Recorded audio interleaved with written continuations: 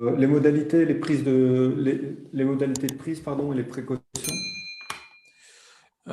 Oui, on a quelques précautions par rapport à la spiruline, vu que, bon, certaines, on en avait déjà parlé, vu que c'est une cyanobactérie qui absorbe Mhm. les métaux lourds.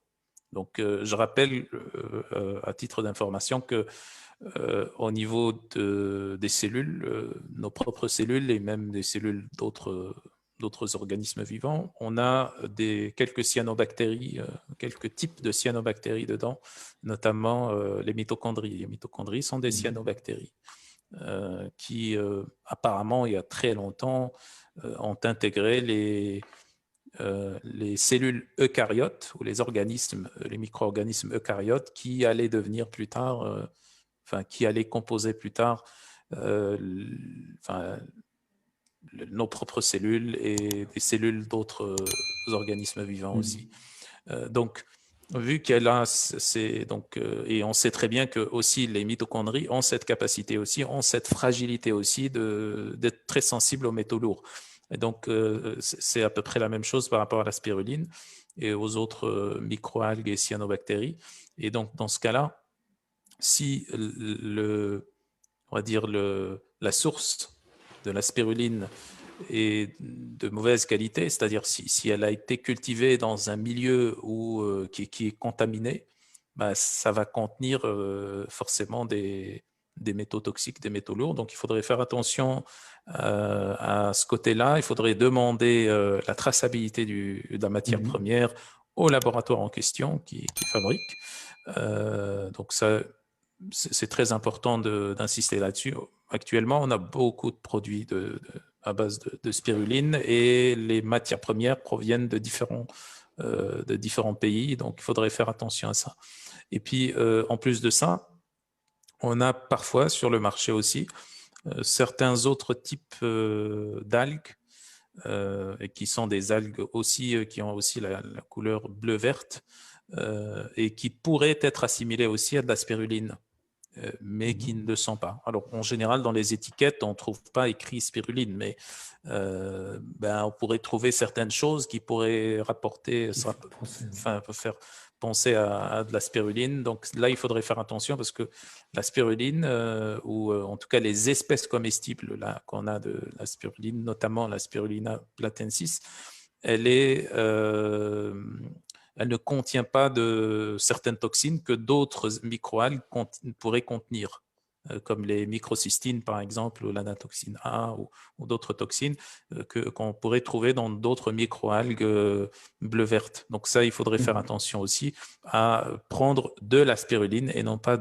d'autres types qui pourraient ressembler à la spiruline et qui pourraient être contaminés.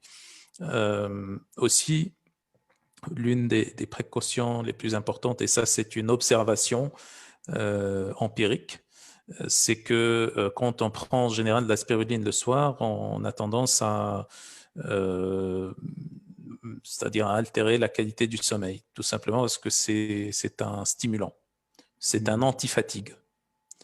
C'est un stimulant et un antifatigue vu la quantité de micronutriments que ça contient, la quantité de principes actifs que ça contient. Donc, le mieux, c'est de ne pas prendre le soir. Donc, le mieux, c'est de prendre la matinée ou au cours de la journée, mais pas le soir. Ça, c'est assez important. Après, maintenant, pour les dosages, c'est au thérapeute, au médecin de déterminer ça. En général, on part de quelques centaines de milligrammes jusqu'à parfois quelques grammes, voire plusieurs grammes par jour. Mhm. Donc, il faudrait déterminer maintenant les indications et les dosages correspondants, ce que le professionnel de la santé, nutrithérapeute, pourrait très bien faire. Et puis, concernant si on voudrait parler de contre-indications, on n'a pas en général de contre-indications euh, par rapport à la spiruline, sauf des cas extrêmement rares de phénylcétonurie, par exemple, Mhm. des gens qui ont une mauvaise métabolisation du phénylalanine qui est bien contenu dans la spiruline en grande quantité. Mhm. Donc ça, il faudrait faire attention. Et puis, pour finir, dans certains cas, on pourrait avoir certains effets, bon, on pourrait dire des effets secondaires, mais bon, c'est des effets de type troubles gastro-intestinaux, maux de tête, mais ça, on observe uniquement lorsqu'on commence directement avec des dosages élevés de spiruline. Donc là, il faudrait commencer progressivement avec des petits dosages et ensuite augmenter de jour en jour, de semaine en semaine, les dosages jusqu'à arriver au dosage qu'on veut.